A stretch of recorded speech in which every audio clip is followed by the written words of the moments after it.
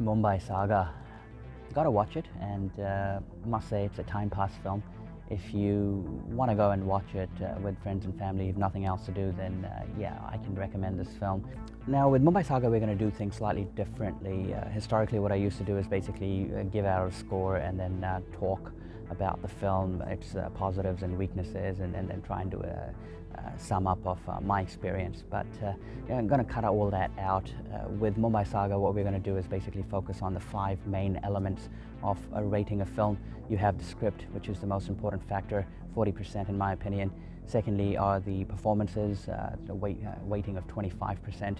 Thirdly, it's the visuals, you know, what sort of visual appeal a film has, and the potential for it to make it a very immersive experience for the viewers. Fourthly, you have editing, how swift the scenes move from one shot to another, what's the flow like. You know, editors play a significant role and can really make a film really engaging or a boring affair. So that has a weighting of 10%. And finally, you have sound. You know, for Bollywood, obviously this includes songs as well as the background score. For Hollywood films, it's restricted to the background score only. So these are the 5 elements. They stack up to a total of 100% that is possible for a film. And you know, let's now look at where Mumbai Saga stands.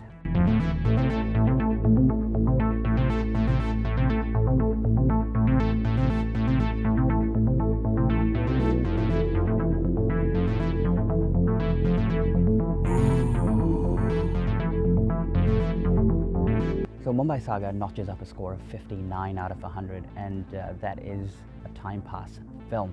Let's look at the specifics, and let me explain the rationale for why it has ended up with this score.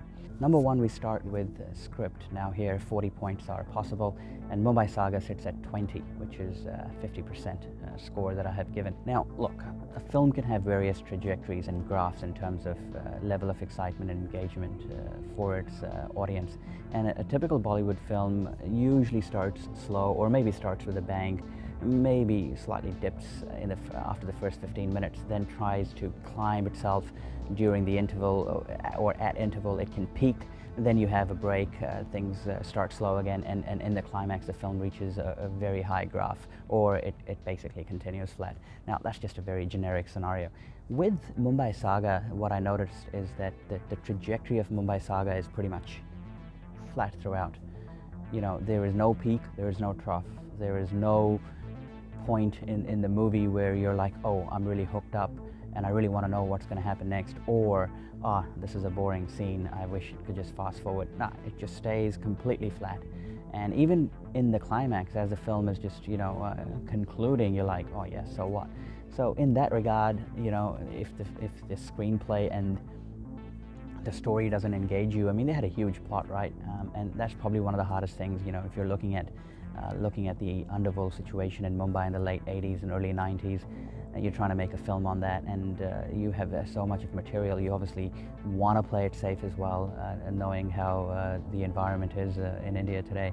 Yeah, I think there could have been more on the table that Sanjay Gupta could have brought. And if you do end up watching this film, you'll probably agree with me that the story didn't have much to offer. You know, it was pretty bland, according to me, and therefore a low score of 20. Next, performances, 14 out of 25. And I have my reasons. First of all, when I saw the trailer, one of the things that excited me the most was the ensemble star cast.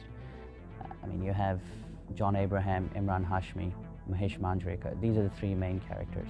Then you have Pratik Babbar, you have Rohit Roy, you have Sunil Shetty in a special appearance, you have Sameer Soni, and you know, you have Gulshan Grover, and the list just keeps going on and on and on. And what I noticed is, first of all, Imran Hashmi only comes in the second half of the film, so he's got about, you know, one half of the film. There is no hero in the film. If you look at the film, you could argue that there's no hero, there's no bad guy there, or maybe they're all bad guys because they're, you know, in a gangster movie. The issue I have is that, okay, John has done a decent job. Imran, yeah, meh, he probably just walked through this role. The star cast, the remaining star cast went waste. Gulshan Grover, hardly got to see his acting prowess. Mahesh Manjrekar, yeah, it was just another walk in the park kind of role for him. Sameer Soni was effective. Pratik Babbar was probably playing too young a guy for his character. He did well, he was impactful.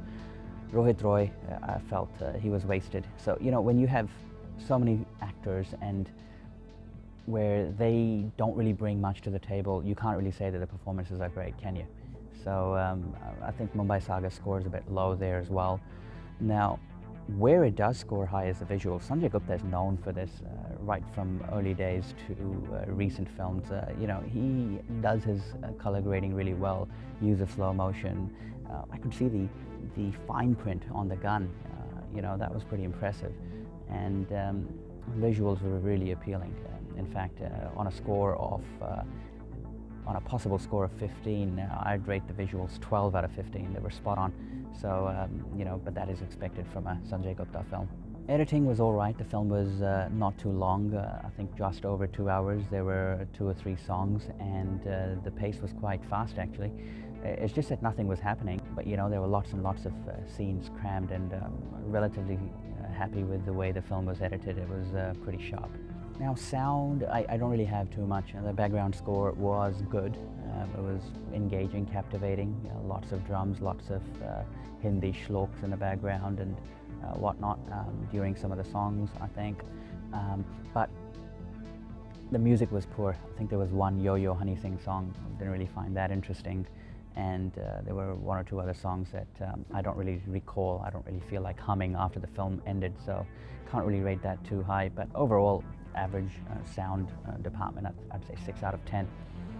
Yeah, if you add all these scores up, you get a score of 59. So to sum it up, basically the story was below average in my opinion, and the performances as well were pretty average. Where the film lifted itself was the visual department as well as the editing. That was impressive. And sound was pretty flat as well. Now, to conclude the video, what I want to show you is the list of films that I've watched this year in 2021 and the ratings that I have given them. They're across various worlds of cinema, Bollywood, Hollywood, Tamil, Malayalam. So that'll give you an idea of the kind of scores that I give to films and what my level of thinking is. And yeah, stay tuned to more content, more exciting reviews, and until next time, good night.